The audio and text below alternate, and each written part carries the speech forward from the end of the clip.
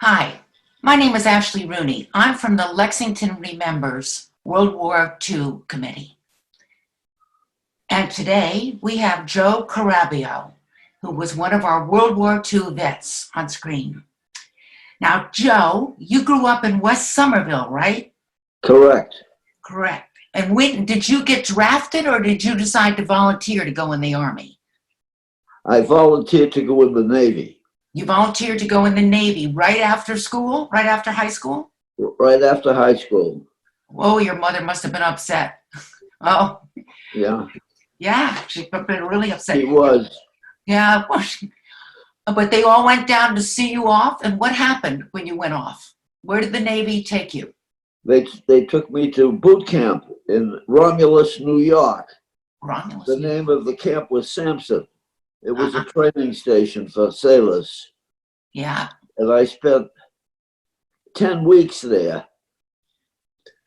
After that, the Navy sent me to a service school for another four months, electrician school.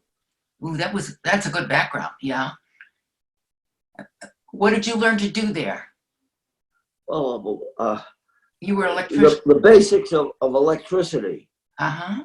Wiring and setting up programs and how to operate the generators and things of that sort. So the Navy gave you good training. Yes. Right. So then what happened? Did you get a ship? Then I was sent to Norfolk, Virginia, and I picked up a ship there, the USS Tabora, which was an attack transport. Right. And we headed for Marseille, France. Wow. That must have been so exciting for the boy from West Somerville to go to Marseille. Yeah, but I got seasick the second day out, Oh, and I was in sick bay until I reached Marseille. I was in sick bay about 12 days. oh. So when I got to Marseille, the doctor said, "You're all through with sea duty, Carabbio." But I pleaded with him, and he relented, and we picked up troops there and supplies. Now, where were the troops from? They were fighting in Europe. Okay. So they were, These were soldiers that were fighting in Germany. okay. And they thought they were going home. Okay, so this was But like 45? as the ship progressed across the Atlantic, we came to the Panama Canal, and they knew that they weren't going home. They were going for the invasion of Japan. Oh, wow. Now slow down for a minute. What year was this? 1945? Yes. Yes. Yeah, And 1945. now, what you haven't told us yet, and what you have told me already, what did you do on those ships? What was your job? I was very, very lucky. I was the motion picture operator of the ship. Yeah? What did you show? What kind of movies? Oh, all kinds, but mostly I would try to show movies with Lana Turner and Betty Grable and Rita Hayworth. Those are the kind of movies that they wanted to see. So I had probably 25 films, Hollywood films, in my stock. And when we got near another ship or in port, I would trade them for other movies. Right, right. So I would be able to show different movies. But the one that the men liked the most was a movie called Gilda with Glenn Ford and Rita Hayworth. She did a couple of dances that the crew always liked to see. You must have had the most popular job on ship, matter of fact. Now, how about the seasickness? Had that gone away by then? Well, the seasickness went away, but on our way to Japan, this was after the peace, the typhoon hit the ship off Okinawa. And I was probably one of the only ones that wasn't sick on the ship. Never got seasick again. Wow, you got over it. Yeah. Yeah, the typhoon was pretty scary because it was tossing the ship around like a toothpick in the water. Were the waves enormously overhead like you see in the movies? Yeah, Yeah. the waves were coming right over the bow. Oh, wow. That had to be terrifying. Did you lose any men? No, No, that's great. That's great. So you obviously you didn't have the invasion of Japan. So what happened to you then? well, we landed in the Philippines, and when we approached Okinawa, not Okinawa, and we talk, the President Truman dropped the bomb Mm-hmm.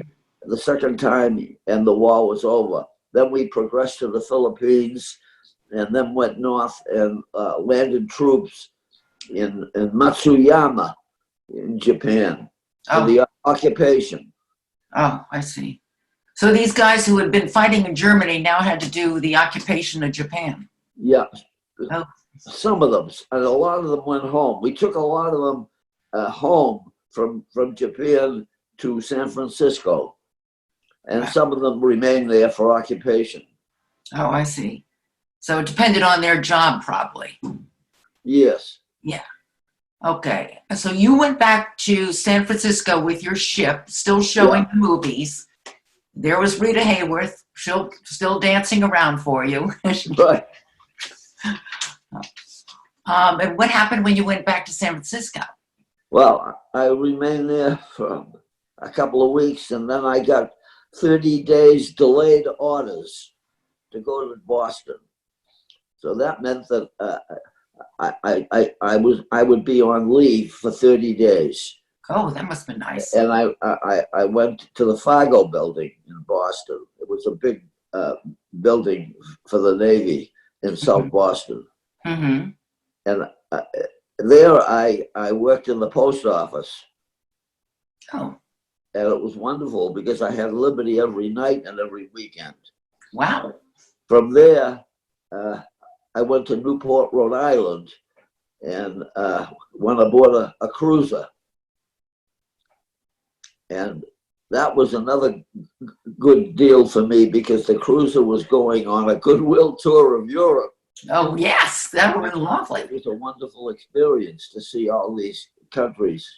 So what did you do on that goodwill tour? Where did you go, and what happened when you arrived at these ports? I went to Scandinavia, Sweden, Norway, England, the Channel Islands, and then France. And I had an option of staying on the ship or going home. I took going home, and that was the end of my. I was aboard a Victory ship that went from Southampton, England, to New York. Uh-huh. And then I was discharged. Oh, I see.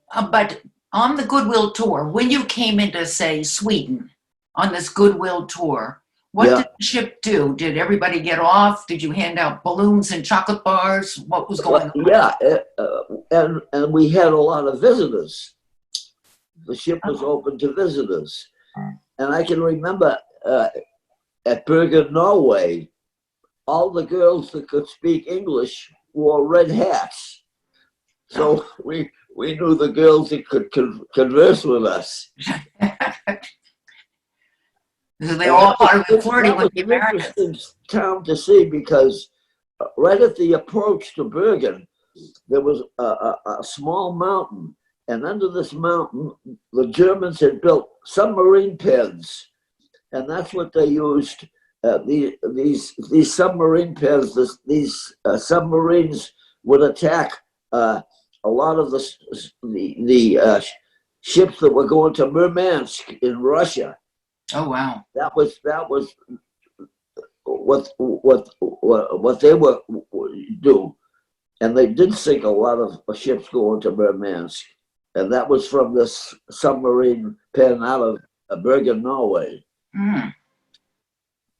What finally stopped that? Excuse me. Who finally stopped that? The end of the war, or did we defeat them by some wonderful action on our part? Oh, the Germans? Yeah. On the submarine pen. Oh, I don't know. I don't know. You know, I don't really know what happened there. Oh, okay. I couldn't tell you. But okay, so you got into these ports, and Yeah. people came on board. And when you went into the city, did people come up to you? Were they thrilled to meet Americans? Did they treat you Yes, like they were. heroes? They were, because the ship, every port, the ship was open, Mm-hmm. and people by the hundreds came to visit the ship, Ah, bring their families, and it was a wonderful experience for them and for us. yeah, I bet it was. Yeah, It must have been. For once, we felt like heroes at that point, I would assume. yeah. And Yeah. of course, once a lot of the young girls came on the ship, we made dates with them and saw them when we had liberty. Of course you did. Yeah. And did the Americans, or did the ship give out presents to these people, like candy bars? You always hear about the American soldier or sailor giving out candy I don't bars. remember that happening. Okay, that didn't No. happen. It was just visiting. Yes, they were just visiting. Okay. So when you got home, now you had served in the Navy, you had the GI Bill. What happened? What did you do? I drove a truck for the mail. My father said to me, "Joe, you can do better than that." He had a friend whose brother was a podiatrist, and this friend told his brother, the podiatrist said, "Send him up to my office and see if he likes what I do." And I did, and I liked it very much. And I went to the Ohio College of Podiatric Medicine and graduated in 1951. And then that took you how many years of study? Three, 4 years? How many years? 5.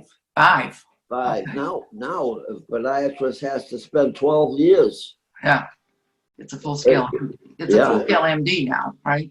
Excuse me? It's a full scale MD now to be a. No, he's not an MD. He's a DPM, Oh, Doctor of Podiatric Medicine. okay, DPM. Excuse me. Yeah, but he goes through a lot of the same training that a medical doctor does. Studies the whole body, not just the foot. So then you got your degree.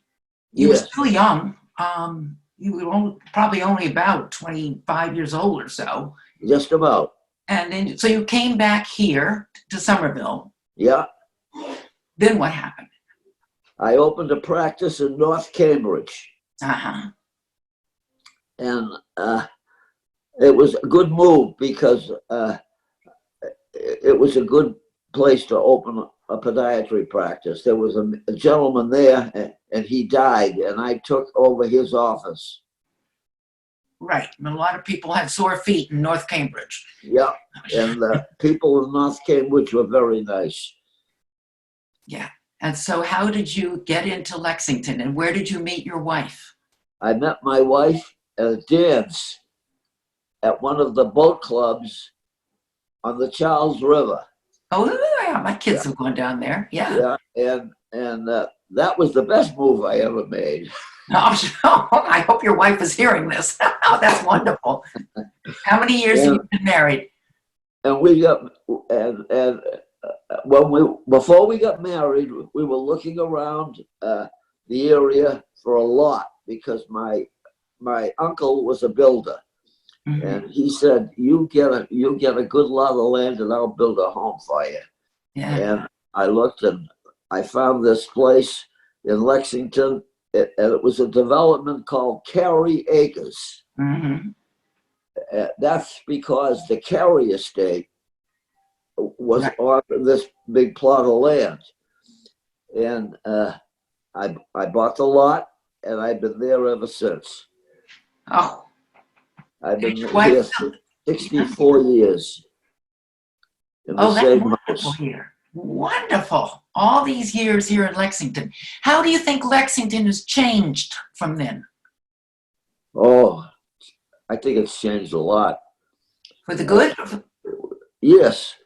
I can remember when we were first living here that the trains would go through the depot Right. in Lexington, Yeah. and there were a lot of farms. The Idlewild farm, not far from where I live now, and there was a lot of land then, open land.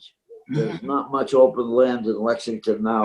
No, there's not. The conservation lands. Yeah. Right. Right. Yeah. The town has changed. Now, how do you feel? How did the Navy help you as a young man coming right out of high school find your way in life? Did the Navy give you a vision for what you wanted to do? Your father pushed you to go to school, said to do more than drive the truck. Right. But what about the Navy? Did you learn stuff? Yeah, you learn discipline. Discipline. Yeah. Yeah, that they do that. And structure. It's certainly structured too. Right. Yeah. And the other question I've been asking people is, how would you compare today's world with the pandemic to what it was then? Oh. When I got out of the Navy, it was a much better world than it is right now. There was things that are going on right now didn't happen then.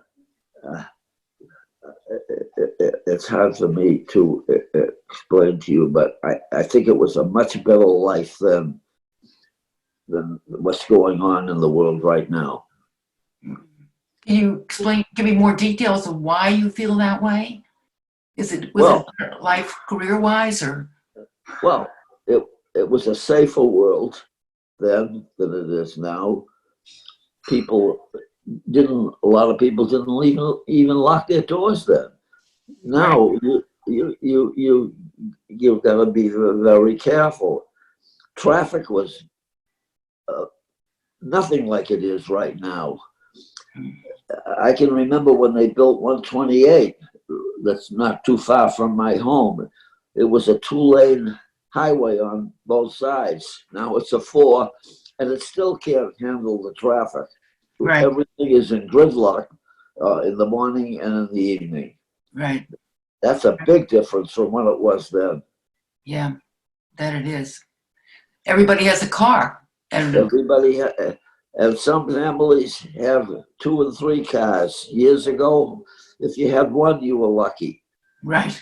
Yeah. Yeah. Now a car is taken for granted. Right. Yeah. So what would you tell your kids, having gone through all this experience from the boy in West Somerville, graduating from high school, and you went all the way through the Navy, through the war, and then you got your doctor's, your DDP? Yeah, DPM. DPM. What would you tell your kids? What would you wish for them? I would wish for them a better world than we're having right now. I hope things settle down and things become better than they are right now.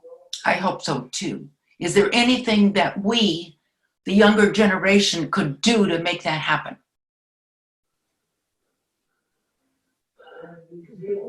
Maybe better discipline and respect for authority, especially the police. They don't have they don't have, I can't think of the word I want to say. They don't have the respect that they deserve. Okay. Yeah, they have to fight harder for it now. Yeah. Life has changed. Well, you're right. Life has changed a good deal over the years. It's changed a lot. Yeah. But we're very lucky to have had you talk to us today and tell us about it. And I've enjoyed talking to you. Thank you. And I've enjoyed talking to you. And I hope you go enjoy those Rita Hayworth movies still again. Yeah, You yeah, probably know all the lines, right? yeah. I see a lot of the movies that I showed are Turner Classic movies Oh, that's good. because they show most of the movies in the 30s and the 40s and the 50s. And of course, a lot of the movies that were made in 1945, I see on TV now. Does that make you nostalgic? Do you remember being on the show? Yes, it does. Yeah, Yeah, yeah. yeah. Well, that's nice.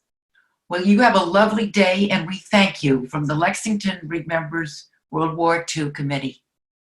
Thank you, dear. It was very nice talking with you. Oh, thank you.